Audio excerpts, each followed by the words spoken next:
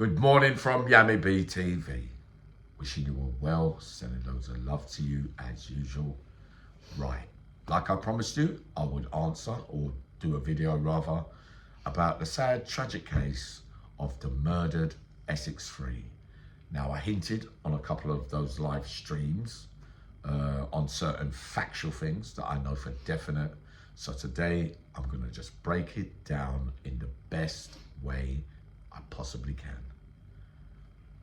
I told you that in 1995, Tony Argent, his brother Brian, went to see Reggie Kray in Maidstone.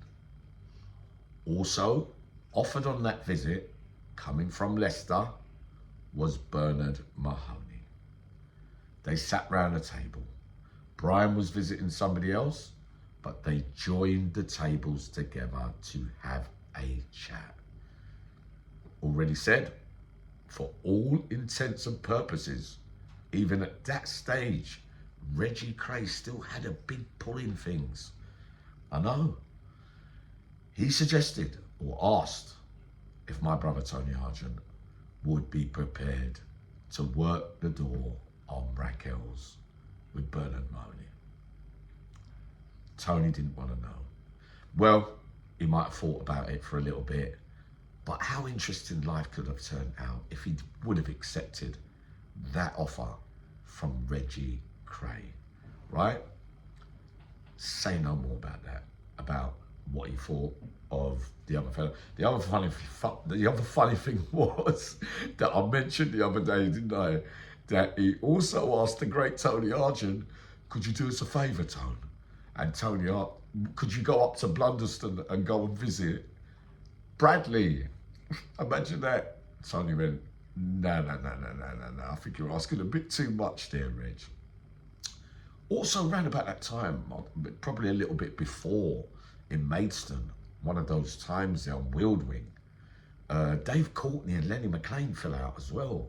That was very interesting as well. And I know for definite that Reggie Kray had to mediate between them two, that Dave wasn't really taking no check off lennymaclean as well, but that's another story anyway, right? Yeah, that was interesting, that as well. Reggie apparently had a say in that as well, right?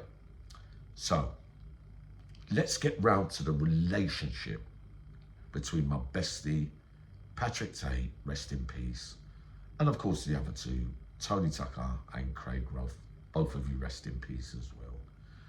I have been guilty, like I hear a lot of things out here and from inside there, that it was Tony Tucker that led Pat Tate astray.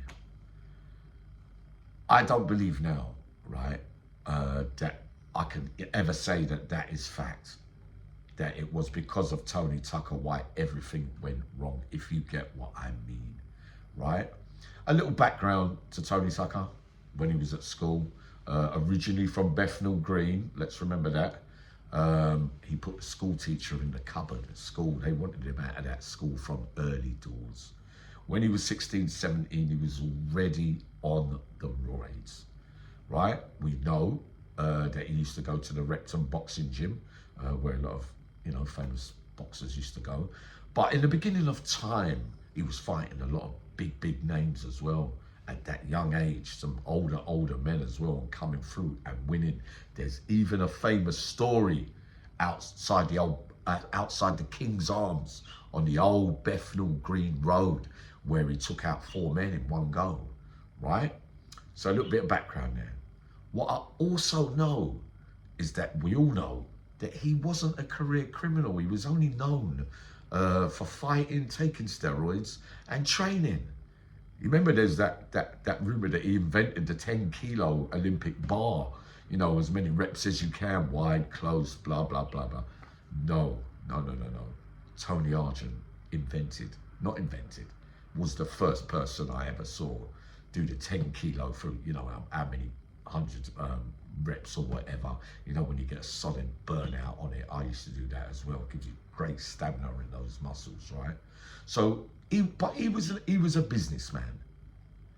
Pat Tate was like many of us that lived that life. Quick money, and a career criminal. I met a geezer called Edmund Parkinson in the 80s. I told some of you this story before, where I was banged up with a geezer and he was smoking an ash spliff at night, and we must have had a little Barney in the cell. I was much younger than him. He was a bigger man for me at that time there in Scrubs. And he didn't pass me the spliff. You know, when it's all tense in the cell and you're waiting for, what, would you really do that? Not even pass me a couple of pulls? He didn't pass it. So obviously I booked him for that. Years later, Edmund Parkinson, got nicked with, I believe, Ambrose Mendy and one other, can't remember it, but I think it was some fraud thing, blah, blah, blah, blah. Saw Ambrose on the island. I think Jamie Lawrence was there around about that time. Edmund Parkinson, I saw him during that run as well. And he remembered me. And he said, weren't you the young geezer that I was banged up with at that time? I said, yeah, you was the geezer that didn't pass me the spliff. He goes, no, forget about all that. Because, you know, by that time, I had the ponytail. I was built like that. And I started lapping with him. And that's when I heard the stuff about Tony Tucker. And like I said to you, Tony Tucker was not a gangster at that stage. And I'm even sure in this early 90s stages that he didn't know Pat Tate, did he? Some of you probably know this already, but I'm just clarifying what I said I would clarify the other day, right? So they didn't meet by that time, I believe. And then they met and they were a good match. And then all the bad stuff started happening, right? So I was of the belief that Tony Tucker, you know, when all the taxing started, you know, at first it was all right, let them into the club, especially Raquel's, everywhere else, we know about all that already. Let the people that are doing their little drugs thing and take a little percentage off them and all that kind of stuff. But the reality is that they started taxing them and taking everything, right?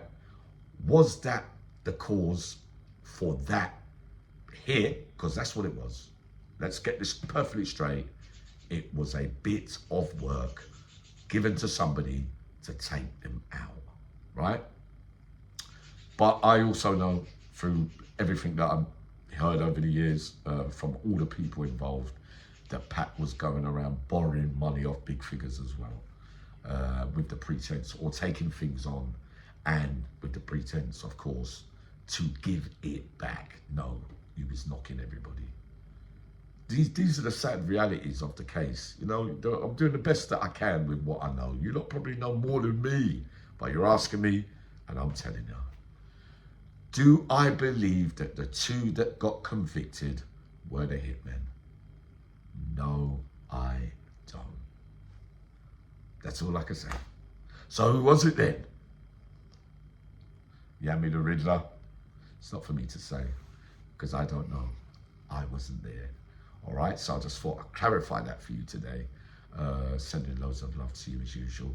So the conclusion I come to now, without being too biased towards Pat, rest in peace, my boy, is that I believe that Tucker and Tate were as bad as each other. And many of you have said that bit as well, but the majority went with the theme that I went to. There'll be if and buts about all this. One of those days I'll get more to telling you about Reggie Kray and how, you know, he still managed to have a big pull from there as well.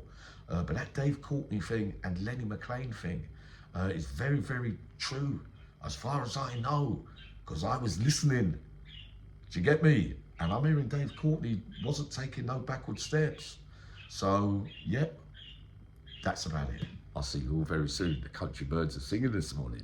Sending loads of love.